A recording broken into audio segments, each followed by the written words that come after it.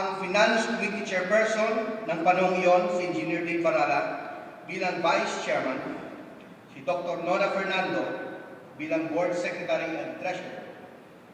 Ang lay leader ng panahon na iyon na si Architect Serafin Aquino Jr. na ama ng ating Tagalog Choir Conductor na si Dati. Si Architect Serafin Aquino ay in charge of the physical plan of school.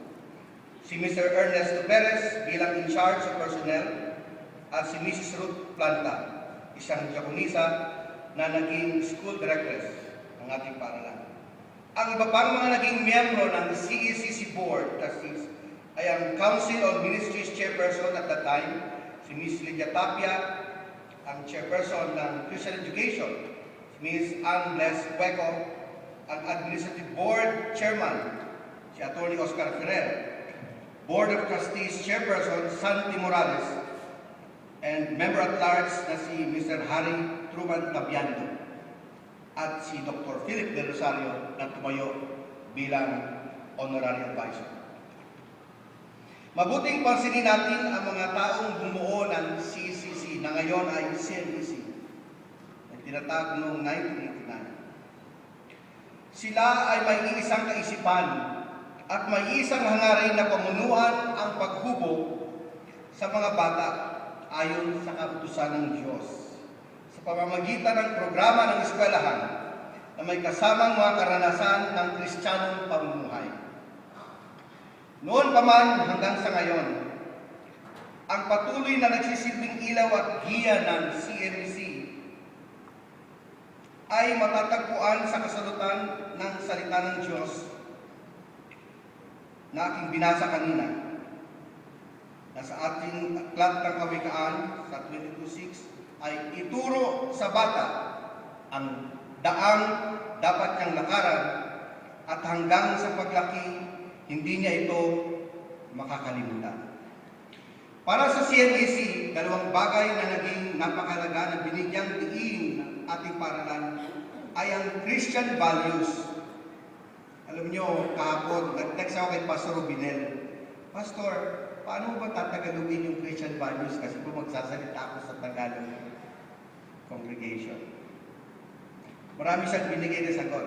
And then later nag-text ulit siya, huwag mo nang tagalugin, baka magkamali ka pa. Sabihin mo na lang, Christian values. So, yun po. So, isa po yan sa pinagbigyan din ng ating paaralan, yung Christian values. At ang malakas na pagtutulungan ng mga magulang, ng mga bata, at ng ating eskwelahan. Ito ang nagsilbing inspirasyon kung papaano lumago ang ating paaralan na ngayon ay nagdiriwang ng 26 na anibersaryo. Sa ipinakitang suporta ng ating simbahan, sa iba't ibang paraan ay mas lalong naging matatag ang CNEC sa kabila ng hamon na kanyang kinaharap. Noong taong 2003, mas pinalawak ng CNEC ang gawain ng kanyang eskwelahan at busog na rin ng pagpapatuloy na paghubog sa mga bata, hindi lamang sa kanilang academic life, lalo na sa kanilang buhay spiritual, ay ang pagdagdag at pagbubukas ng elementary education.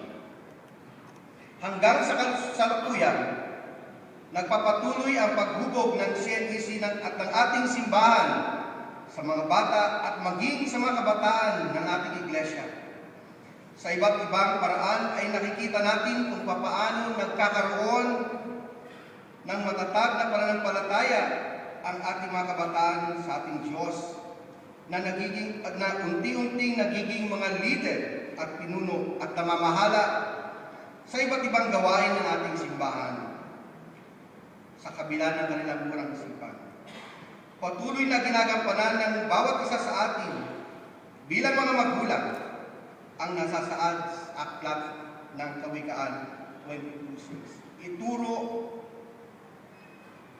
sa bata ang daan dapat niyang lakaran at sa kanyang paglaki hindi niya ito makakalimutan. Ito ang batayan ng ating pinagmumulay-mulayan sa araw na ito. Pansinin natin na sa aklat ng Kawikaan ay hindi lamang ito patungkol sa magiging buhay ng mga bata sa darating na panahon sa kanilang pagtanda, kundi mas higit na ito ay para sa mga magulang na kagaya ko, kagaya ninyo. Dahil sa atin ipinagkaloob ng Diyos ang gampanin kung sa paanong paraan natin uhubugin ang buhay ng ating mga anak, ng mga bata ng ating paaralan at ng ating simbahan. Sa pagtuturo ng tama, nakakasiguro hindi lamang ako, ngunit tayong lahat, na magiging matatag ang pananampalataya sa ating Diyos ng ating mga anak at ng ating kabataan. Hindi rin tayo maubusan ng mananampalataya at mga lider ng simbahan na gagalaw at gagawa sa iba't ibang paraan sa mga iba't ibang ministry ng ating simbahan. Sa kanilang pagtanda at sa tamang panahon, sila rin ang magsisilbi at maglilingkod ng mga leader at nagpamahala sa gawain hindi lang ng Central UMC, ngunit ng buong United Methodist Church. Nung nagsisimula pa lamang kami ng aking may bahay, na si Jeremy sa aming pamilya, madalas kaming basahan ng aming mga anak na si Iman, Esther at si Rebecca ng mga Bible stories. Ang isa roon na madalas basahin ay ang istorya ng Queen Esther. At doon po nanggaling ang pangalan ng aking pangalawang anak na si Esther. Dahil sa istorya ni Queen Esther na nung bata pa ay tinatawag na Hadassah, ipinakita niya ang napakagandang halimbawa dahil sa kanyang katapangan na may pananampalataya at dahil sa kanyang pagmamahal sa kanyang kapwa mananampalataya ay nailigtas ang buhay sa kapahamakan at kamatayan. Nasusulat din sa ating Biblia ang naging buhay ng batang si Joash na naging hari ng Jerusalem sa edad na 7 taon lamang. At dahil sa kanyang matatag na pananampalataya ay naging hari ng Jerusalem sa sumunod na 40 taon. Nariyan din ang naging buhay ni Josiah. Sa edad na 8 taon ay naging hari ng Jerusalem at naging hari sa loob ng 31 taon. At habang pinagmamasdan ko ang mga bata at mga kabataan ng ating simbahan, mga estudyante ng CMEC na later ay mag-perform, naalala ko ang isang musical presentation na ginawa sa Film Life Auditorium. Ilang taon na. Siguro ang iba sa inyo ay matatandaan ang souvenir program na ito. Ang souvenir program na ito ay para sa musical presentation na tinanghal sa Film Life Auditorium. Yan, sa UN. Malapit ng gipain kasi nabili na ng SM. Diyan ginanap ang isang musical presentation noong March 26, 2003 na pinamagatang Good Kings Come in Small Packages. Ito ay ginanapan ng mga paslit ng mga bata ng ating simbahan. At para mas lalo natin silang makilala, babanggitin ko ang mga paslit noon na ngayon ay mga leader na ng ating simbahan. Si Francisco Pabilla Jr., ang tawag natin sa kanya ay Kiko. Siya ang gumanap na King Josiah. Nariyan din ang kanyang kapatid na si Jomari Pabilla. Si Kiko na gumanap na King Josiah noon ay naging officer ng MYF ng ating simbahan. Nariyan din si Jomari Pabilla.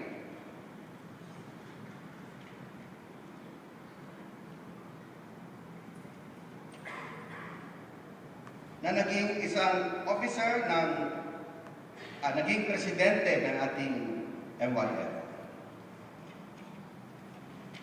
Gumanap din doon si Stephanie Banyares na naging Finance Department Head ng Southwest MYF.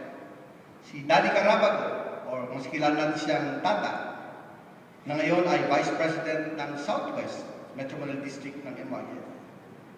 Nandoon din ang anak ni Irene Maga, si Ayena, na ngayon ay Finance Department Head ng PAC MYF. Si Sean Abela, na ngayon ay Vice President ng MYF, ng ating simbahan. Ang tatlong anak ni D.S. Bigmela at Joan, na ngayon ay nasa Chicago.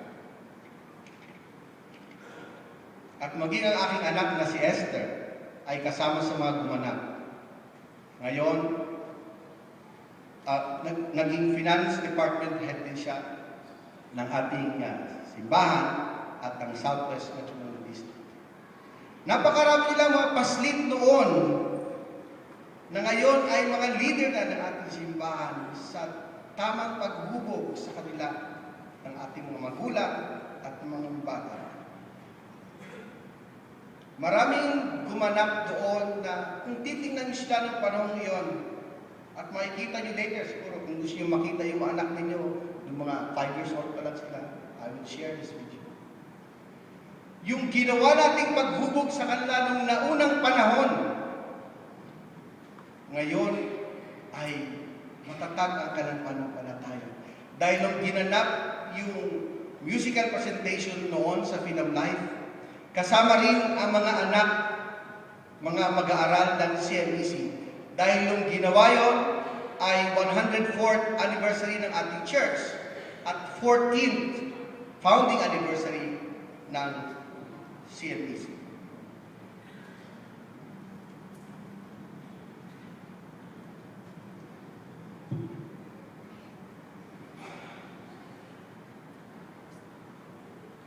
Nung bata pa ang aming anak na si Iman, ay madalas ko siyang basahan ng